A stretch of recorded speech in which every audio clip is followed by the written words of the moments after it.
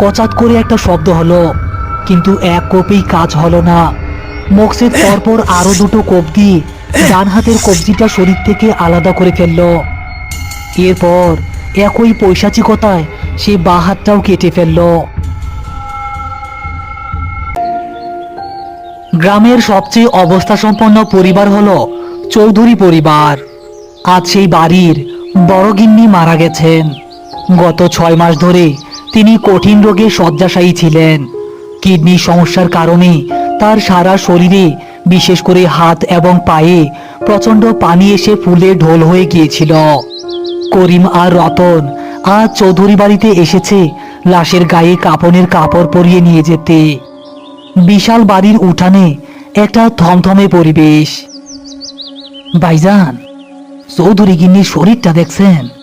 পানি জৈমা কেমন ফুইলা গেছে। চামড়াটা মনে হইতেছে শুইলেই ফাইটা যাইব। আস্তে কথা কর রতন, বড় লোকের অসুখও বড় বড়ই হয়। বেচারি অনেক কষ্ট পাইয়া মরছে। তুই সাবধানে কাপড়ে গিয়ে দে, যাতে লাশের কোনো কষ্ট না হয়। রতন লাশের ডান হাতের কাছে কাপনের কাপড়ে গিটি দিতে গিয়ে থেমে গেল। লাশের 2 হাতের কবজিতে দুটো বিশাল ওজনের নকশা করা খাঁটি সোনার বালা পরানো। বালা দুটো এতই মোটা যে দেখলেই বোঝা যায় এক একটার ওজন কয়েক ভরি। কিন্তু হাত ফুলে যাওয়ার কারণে বালাগুলো কবজির মাংসের সাথে একেবারে দেবে গেছে। ভাইজান, এই সোনার বালা দুইটা তো এমনও হাতেই রয়ে গেছে। বাড়ির মাইন সেগুলা খোলে নাই কেন? ঠিক তখনই চৌধুরী বাড়ির বড় ছেলে তারিক সাহেব সেখানে এলেন। তার চোখে মুখে শোকের পাশাপাশি একটা বিরক্তির ছাপ। করিম ভাই, ওই বালা দুইটা নিয়া আমরা খুব বিপদে পড়ছি। মায়ের হাত এত ফুইলা গেছে যে তেল সাবান দিয়া অনেক চেষ্টা করছি, কিন্তু কোনোভাবে বালা খোলা যাইতেছে না। জোর করলে যদি কবজির হাত দিয়ার চামড়া ছিঁড়া যায়। তয় এখন কি করবেন সাহেব? লাশের লগে তো আর দুনিয়ার সোনা দানা কবরে দেওয়া যাইব না। মসজিদের ইমাম সাহেবের লগে কথা বলছি। উনি ফতোয়া দিছেন, মরা লাশের হাড্ডি ভাইয়া বা কষ্ট দিয়া গয়না খোলা গুনাহের কাম। তাই সিদ্ধান্ত হইছে বালা দুইটা হাতেই থাক। আপনারা ওইভাবেই কাফন পরাইয়া দেন। হাল্লায় দিলে আমাগো টেকার অভাব নাই। ওই দুইটা বালা মায়ের লগেই মাটির তলে যাক।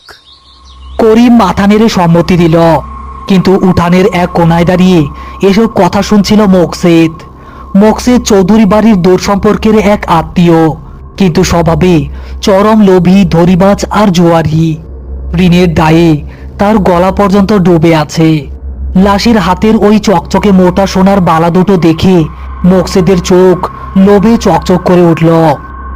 হ্যাঁ, আজ তো দুইটা সোনার বালা মাটির তলে পয়সা যাইব। এইটা কেমনে হয়? ওই সোনা পাইলে তো আমার জিন্দিগিটাই বদলাইয়া যাইব। মরা মাইনষের আবার সোনা বিয়া কি কাম? আসরের নামাজের পর চৌধুরী গিন্নির লাশ গোরস্থানে আনা হলো। জব্বার আলী আগে থেকেই একটা বেশ বড় আর সুন্দর কবর করে রেখেছিলেন। করিম, রতন আর জব্বার আলী মিলে খুব সম্মানের সাথে বালাসহ লাশটা কবরে নামিয়ে দাফন সম্পন্ন করল। জানা যায় অনেক মানুষ এলেও দাফন শেষে সবাই চলে গেলে গোরস্থানে শুধু তারা 3 জনই রয়ে গেল। করিম, কামটা কি ঠিক হইল? মাটির তলে এতগুলা সোনা রেখা গেলাম, যদি কোনো খারাপ মাইনসে নজর পইরা যায়। আমি জানি জব্বার ভাই, তয় গোরস্থানের মাটি বড় শক্ত পাহারাদার। এই মাটির নিচ থাইকা মরা মাইনসের জিনিস চুরি করার সাহস সহজে কারোর হইব না। আপনি আজ রাইতে একটু সজাগ থাইকেন।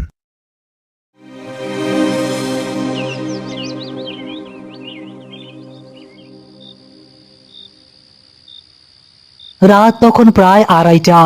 চারদিকে ঘুটঘুটে অন্ধকার। গোরস্থানের পাশ দিয়ে বয়ে যাওয়া বাতাসে বাঁশঝাড়গুলো একটানা শো শো শব্দ করছে। জব্বার আলী তার ঘরের ভেতর গভীর ঘুমে আচ্ছন্ন। ঠিক সেই সময় গোরস্থানের সীমানার প্রাচীর টপকে ভেতরে প্রবেশ করল একটা অবয়ব। লোকটার গায়ে কালো চাদর জড়ানো, এক হাতে একটা কোদাল, আর অন্য হাতে ধারালো একটা বড় দা। সে আর কেউ নয়, সে হলো মোকসেদ। জমিদার গিন্নির হাতের সোনার লোভ তাকে এই গভীর রাতে গোরস্থানে টেনে এনেছে। মোকসেদ হ্যারিকেন না জ্বালিয়ে শুধু একটা ছোট্ট টর্চ মুখে কামড়ে ধরে চৌধুরী গিন্নির নতুন কবরটার কাছে এসে দাঁড়ালো।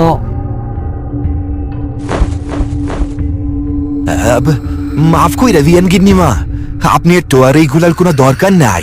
এইগুলা এগুলা আমার খুব দরকার, এমন থেকে আমার কাছেই থাকুক। মোকসেদ দ্রুত কোদাল চালিয়ে কবরের কাঁচা মাটি সরাতে শুরু করলো। রাতের নিস্তব্ধতায় শুধু কোদালের কচকচ শব্দ আর মোকসেদের ভারী নিঃশ্বাসের শব্দ শোনা যাচ্ছে। কিছুক্ষণের মধ্যেই সে বাঁশের চাটাই পর্যন্ত পৌঁছে গেল। চাটাই সরাতেই সাদা কাফনে ঢাকা লাশটা বেরিয়ে এলো। মোকসেদ টর্চের আলো ফেলে লাশের হাতের দিকের কাপড়টা এক টানে চিরে ফেলল।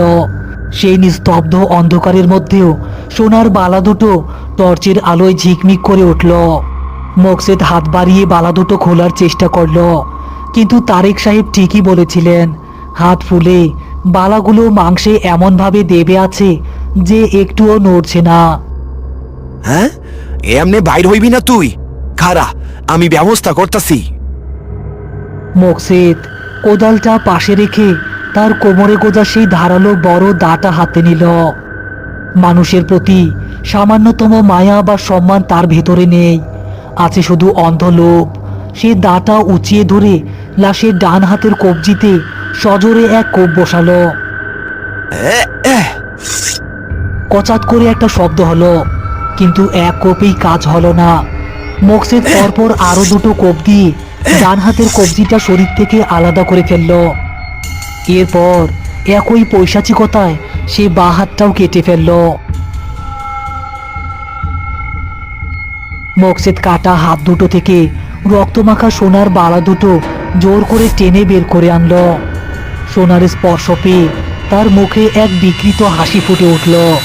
বালা দুটো নিজের পকেটে ঢুকিয়ে কাটা হাত দুটো কবরের ভেতরে ফেলে দিয়ে সে তাড়াতাড়ি উপরে উঠে এলো।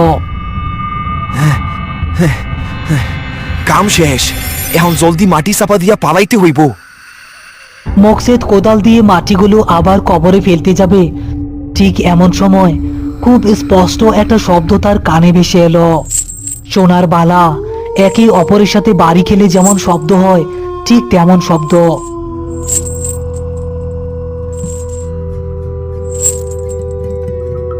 কিন্তু মোকসেদ তো বালা দুটো শক্ত করে তার পকেটে চেপে রেখেছে, শব্দ হবে কিভাবে? সে আবার মাটি ফেলার জন্য কোদাল তুলল।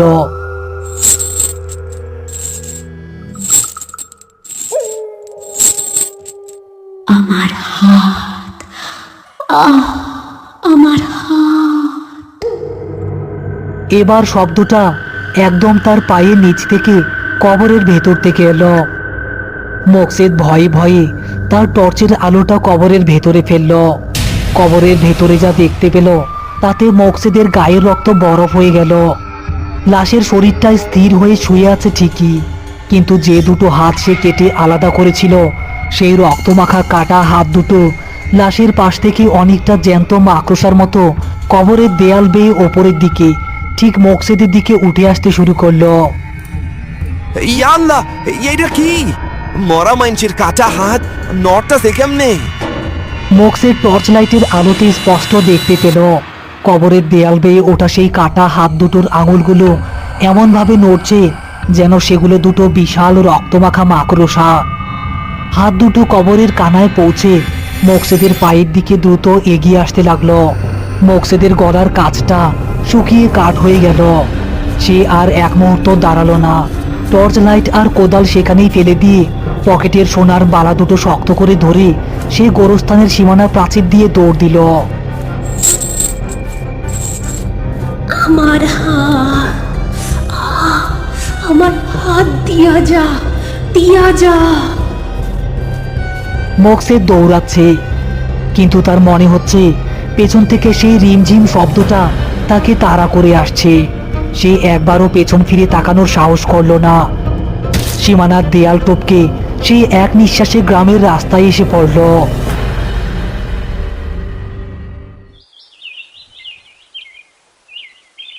পরদিন সকালবেলা করিম আর রতন গোরস্থানে এসেছে জব্বার আলীর সাথে চা খেতে।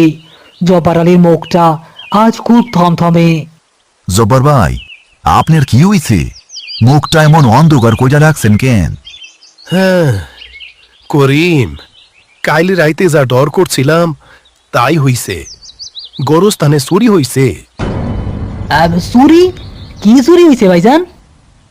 ফজর পইরা গোরস্থানে ঢুইকাইতে হি চৌধুরী গিন্নির কবরের মাটি আলগা, আর কবরের পাশে একটা কোদাল, দা আর টর্চ লাইট পইরা আছে। কেউ রাইতে কবর খুইরা লাশ বাইর করছিল। সর্বনাশ! তার মানে কেউ সোনার বালা চুরি করছে। আপনি লাশ চেক করছিলেন? হ করিম, আমি বেইকা তো প্রায় বেহুশ হইয়া গেছিলাম।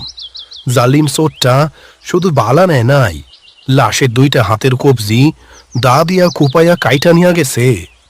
ইয়া মাবুদ, মাইনসের এত লোক, মরা মাইনসের হাত কাইটা নিছে। ভাইজান, এই জালিম রে কিন্তু বাইর কইরা কঠিন শাস্তি দেওয়া দরকার।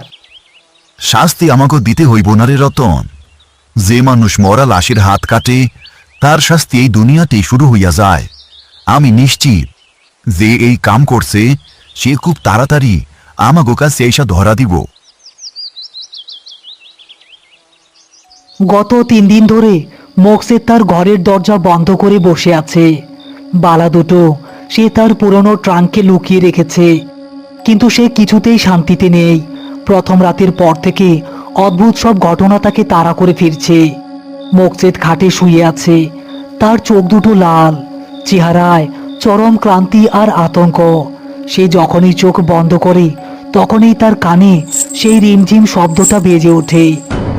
হঠাৎ মোকসেদের ঘরের জানালার কাচের ওপর কটকট করে টোকা পড়ার শব্দ হলো। কে কে কে কে ওইখানে? বাইরে থেকে কেউ উত্তর দিল না, কিন্তু টোকা পড়ার শব্দটা আবারও জোরে হতে লাগলো।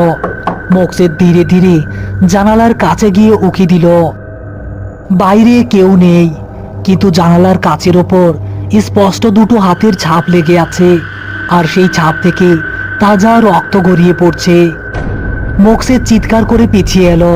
ঠিক তখনই তার ট্রাঙ্কের ভেতর থেকে সেই রিমঝিম শব্দটা শুরু হলো। শব্দটা এতই জোরে হচ্ছে যে মনে হচ্ছে ট্রাঙ্কের ভেতর কেউ বালা দুটো নিয়ে সজোরে ঝাঁকাচ্ছে। আমারে যাইরা দে, আমি বালা ফিরাইয়া দিব। আমারে আর পাগল বানাইস না। মোকসেদ দৌড়ে ট্রাঙ্কের কাছে গেল। সে সিদ্ধান্ত নিল আজ রাতেই সে বালা দুটো গোরস্থানে ফিরিয়ে দিয়ে আসবে। সে ট্রাঙ্ক খুলে বালা দুটো বের করতে হাত বাড়ালো, কিন্তু বালা দুটোর ওপর হাত রাখতেই তার মনে হলো একজোড়া বরফের মতো ঠান্ডা রক্তমাখা হাত তার হাতটাকে শক্ত করে খামচে ধরেছে। মোকসেদ ব্যথায় আর আতঙ্কে এক বিকট চিৎকার দিয়ে অজ্ঞান হয়ে ফ্লোরে লুটিয়ে পড়ল।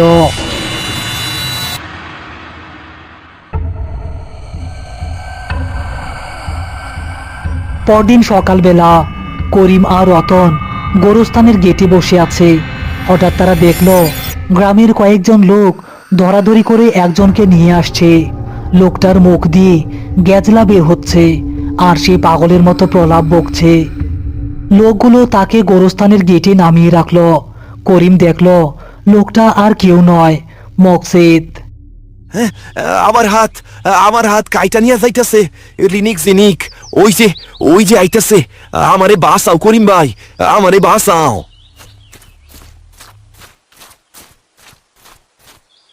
মোকসেদ, তুই চৌধুরী গিন্নির কবরে হাত দিছিলি? তুই উনার হাত কাইটা বালা চুরি করছস? হ করিম ভাই, আমি চুরি করছি। আমার খুব লোভ আছিল, কিন্তু আমি আর পারতাছি না। রাইতে ওই কাটা হাত দুইটা আমার গলা টিপা ধরে। আমারে বালা ফিরাইয়া দেওনের রাস্তা কইরা দেও ভাই, আমি বালাগুলা ফিরাইয়া দেই। মোকসেদ তার পকেট থেকে সেই রক্তমাখা সোনার বালা দুটো বের করে করিমের সামনে ফেলে দিল। তুই যে জঘন্য পাপ করছস মোকসেদ, তার কোনো ক্ষমা নাই। তুই মরা লাশের উপর জুলুম করছস। এখনো রাতটা তোরে শান্তি দিতাছে না। ভাইজান, এমন কি করবো? এই বালা দুইটা কি আবার কবরে পুইতা দিমু? না রতন, ওই বালায় এখন আর কবরে দেওয়া যাইব না, কারণ বালা দুইটা লগে এখন মকসেদের পাপ জড়াইয়া আছে। জব্বার ভাই, আপনি চৌধুরী বাড়ি তারিক সাহেবরে খবর দেন। কিছুক্ষণ পর তারেক সাহেব গোরস্থানে এলেন। মকসেদের এই অবস্থা আর বালা দুটো দেখে তিনি সব বুঝতে পারলেন। তুই আমার মায়ের হাত কাটছস মকসেদ, তোরে আজকে আমি জ্যান্ত খবর দিমু। সাহেব, ওরে মাইরা নিজের হাত ময়লা কইরেন না। ওর বিচার আল্লাহর দরবারে শুরু হইয়া গেছে। ও আর কোনোদিন শান্তিতে ঘুমাইতে পারবো না। আপনি বালা দুইটা নিয়া যান, আর এগুলা বেচা ওই টেকা এতিমখানায় দান কইরা দিয়েন, তাইলেই আপনার মায়ের আত্মা শান্তি পাইব। তারেক সাহেব করিমের কথা মেনে নিলেন। তিনি বালা দুটো নিয়ে চলে গেলেন এবং মকসেদকে পুলিশের হাতে তুলে দিলেন। করিম আর রতন চৌধুরী গিন্নির কবরের মাটি আবার ঠিকঠাক করে দিল। গোরস্থানের পরিবেশ আবার শান্ত হয়ে এসেছে। করিম আর রতন ভ্যান নিয়ে বাড়ির দিকে রওনা হলো। ভাইজান, মকসেদের কি হইব এখন? ওর যা হওয়ার তাই হইব রতন। মরা মাইনসের বদদোয়া খুব মারাত্মক। ও সারা জীবন ওই রিনিক জিনিক শব্দ আর কাটাতারের ভয়ে পাগল হইয়া জেলের ভিতরেই পয়সা মরব। আজকে একটা জিনিস খুব ভালো কইরা বুঝলাম ভাইজান, লাশের গায়ে সোনা দানা থাকলেও আসল সম্পদ হইল পবিত্রতা। লোভ মাইনসেরে অমানুষ বানায় দেয়। ঠিক কইছস রতন। এই গোরস্থানের মাটির নিচে অনেক দামি জিনিস থাকতে পারে, কিন্তু মাটির উপরের মানুষের ইমান যদি সস্তা হইয়া যায়, তাইলে তার চাইতে বড় অভিশাপ আর কিচ্ছু নাই। পরন্ত বিকেলের রোদ গোরস্থানের কবরগুলোর ওপর এসে পড়েছে। লোভের এক ভয়ঙ্কর অধ্যায় আজ গোরস্থানের মাটিতে শেষ হলো। করিম আর রতন তাদের দায়িত্ব পালন করে আবারও সত্যের পথে এগিয়ে গেল।